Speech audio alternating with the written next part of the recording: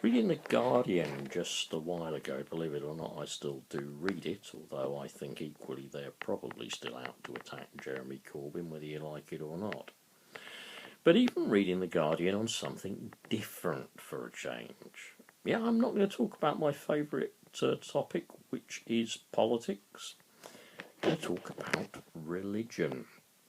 And one of those other things, along with sex, that you're told never to talk about at the dinner table, or you're told that you shouldn't talk about it because you'll upset somebody and they may not share your views.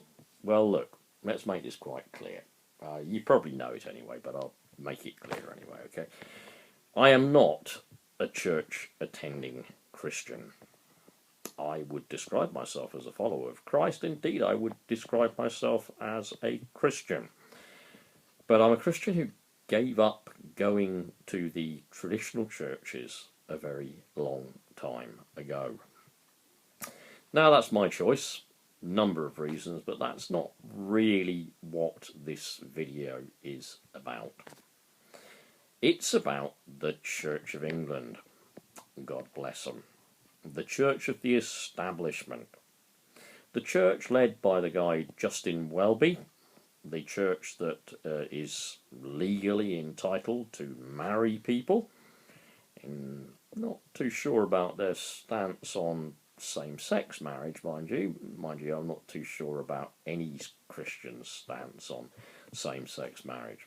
But a different aspect of what the church is trying to do, specifically the Church of England is trying to do. A recruitment drive among the 18 to 30s.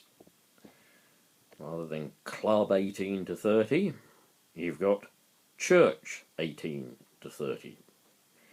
And strangely enough, it's bought to you primarily by the people who bought you the Alpha course. All the way from Holy Trinity Brompton in London, we have what I could describe, I suppose, best as the happy-clappy evangelicals. Now, that's a bit of a knock, I know, but I was one once. Can you believe it? An old fart like me was a happy-clappy evangelical. Now, I'm not knocking that if that is how you experience God. But what I think the Church of England is buying into is this whole idea of, to capture the 18 to 30 generation, we better make it look a bit less fuddy-duddy than it did for their parents. Otherwise, we've had it because overall church membership is in decline, or we're just poaching from other denominations, yeah? So we better come up with something pretty quick to get them attracted to Jesus. Now, as I say, I'm a Christian. I follow Jesus. I believe that he is eminently concerned with social justice. I believe he's concerned when we have people on our streets who are homeless. I believe he's concerned with doing something about the people whom the Department of Work and Pensions just think, well, you should starve because you missed your appointment by 2 minutes, so we're going to take all of your income off you. You're going to freeze to death. In the case of one man, you're not going to be able to keep your insulin cool. You won't have any food in the house, and really you might as well die. Now, I think, rather than God being concerned with Holy Trinity Brompton and that type of happy, clappy worship and falling over and gifts of the Spirit and all the stuff that I've seen from the inside, I think God is a bit more concerned about us as Christians doing something in the world, fighting that kind of injustice, getting off of our knees, praying to him constantly, and doing something about the sickness, the injustice of this world. Doing something to save the lives of people, the working lives of people, who are condemned by this government to, what, no work?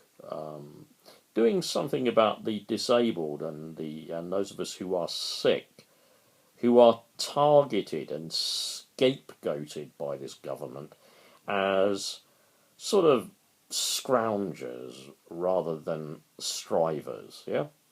That's the kind of gospel I believe in. I believe in a gospel of social justice. I believe in a gospel of social action.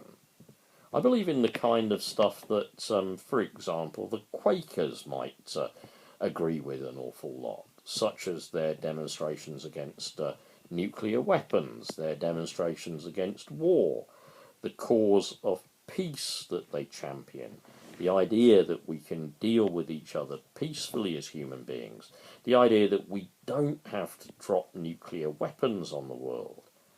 And where does the Church of England Holy Trinity Brompton come in on that one? Well, not a lot really, because they're the church of the establishment. What I think I want to say in this video is, by all means, worship your God. God as you see them.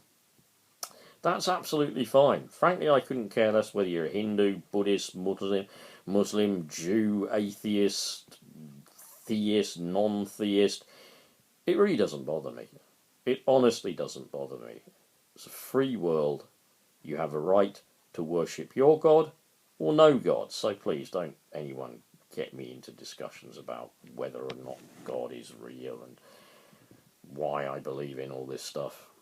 But I have to tell you that even Holy Trinity Brompton and the happy-clappy evangelicals and all the rather nice twee middle-class student-type people this is all going to attract, yeah, don't really appeal to me at all.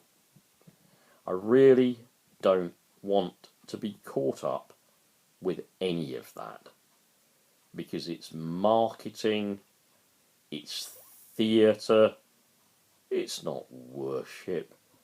You know, you might as well go down the cinema and watch a decent film, or you might as well go to a football match and cheer for the Canaries if you happen to like Norwich, yeah? You get the same experience. It's emotionalism. Beware of religious teachers flogging you emotional experiences, because they may not actually connect you with God, let alone your fellow human beings at all. They may become a kind of a pastime. I do faith, I do it, some people would say, kind of, well, you know, train spotting was a hobby, Hornby train sets were a hobby, philately will get you nowhere, philately was a hobby, but you can't believe in a God of action and justice and care and concern and goodness. You can't believe in that God as a hobby. If you believe in that God, you've got to do something. Anyway, that's my nearly 9 minutes worth. So if this doesn't get many views, or you don't want to listen all the way to the end, I'm not really bothered. I just thought I'd post it because I had something to say, really. So that's me done. Bye, folks.